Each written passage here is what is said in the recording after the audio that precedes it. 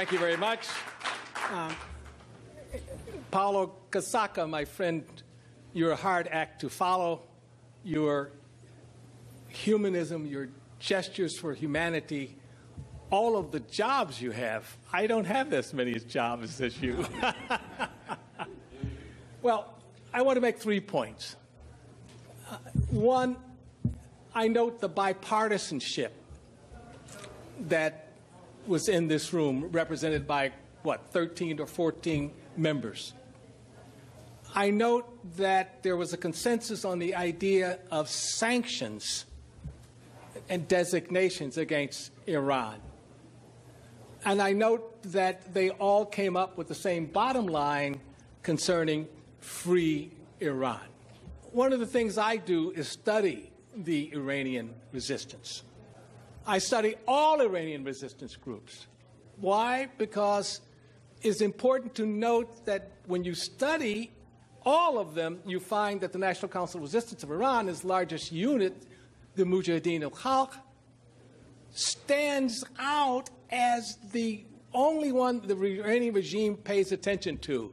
The expositions set up around the country to tell the youths not to pay attention to the National Council of Resistance of Iran ideas because they are so dangerous. These are democratic ideas that are dangerous. So that's one of the things I want to mention concerning the bipartisanship. Now, let me say something about the sanctions issue. I've done a couple of studies now on sanctions and designations. And one of the things that cuts across all of our speakers today was the idea of sanctioning the Islamic Revolutionary Guards Corps now. Sanctioning them. Here you have Hezbollah, which is sanctioned.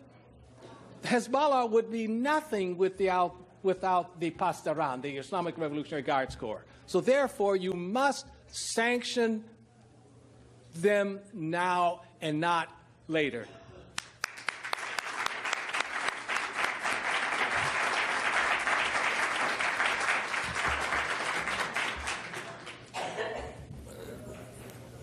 Designating the IRGC is a way of sending a signal to the Iranian regime that the tide has turned.